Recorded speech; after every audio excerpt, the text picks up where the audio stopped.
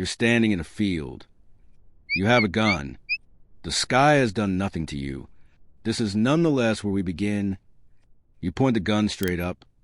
You pull the trigger. What happens? The honest answer is more than you think. And also, somehow less, the bullet leaves the barrel at around 360 meters per second. That's faster than the speed of sound.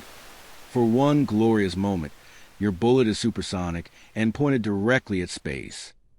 It does not reach space. It does not come close. In a perfect vacuum, it would climb about 6.5 kilometers straight up. The air, however, was not consulted. The air fights the bullet the whole way and wins early. In reality, it manages a couple kilometers, and then it runs out of ambition. This takes the better part of 20 seconds. 20 seconds of pure vertical optimism. At the very top, the bullet stops. Completely. For one instant, it is weightless, suspended, having achieved nothing. And then gravity, which has been waiting, takes over. And here's the part nobody tells you.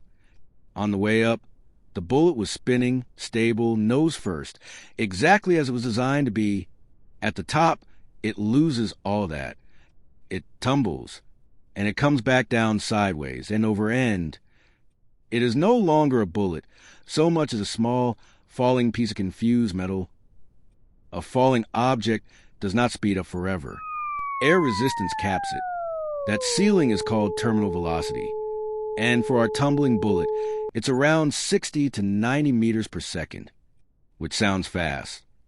Until you remember it left the barrel at 360. It comes home at a fraction of the speed it left.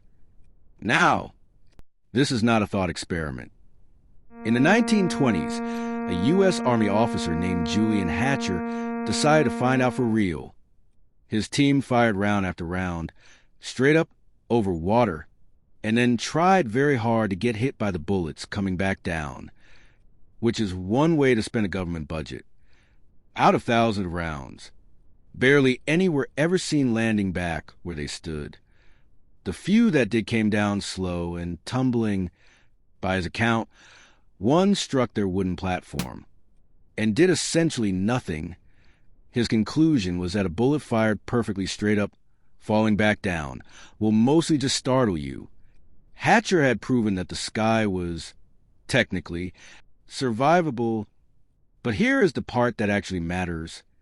Fire exactly, perfectly straight up, and the thing that lands is the slow, tumbling, mostly harmless one.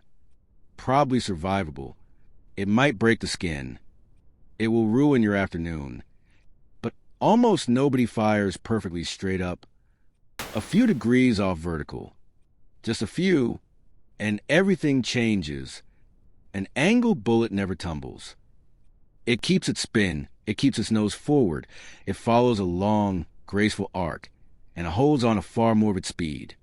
It comes down still pointed, still fast, still very much a bullet. This is why firing into the air to celebrate kills people every single year. The bullet does not know it was fired in joy.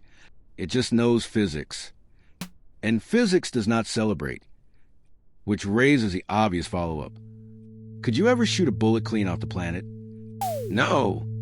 And the margin is humbling. To escape Earth, you need to be moving at 11.2 kilometers per second. The fastest bullet humanity has ever fired travels at roughly 1.5. You are not off by a little. You are off by a factor of 8. And that's before the air, which would have stopped it anyway. You cannot shoot your way out of a gravity well. Believe me, the maths has tried. So this is what happens. You fire a bullet straight up. It climbs for 18 seconds, reaches 2 kilometers, gives up, tumbles, and lands somewhere within a few hundred meters of where you're standing.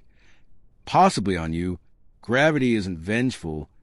It's just thorough. Everything you throw up, it quietly writes down. And it always collects. The sky still did nothing to you. By the way, you should probably apologize.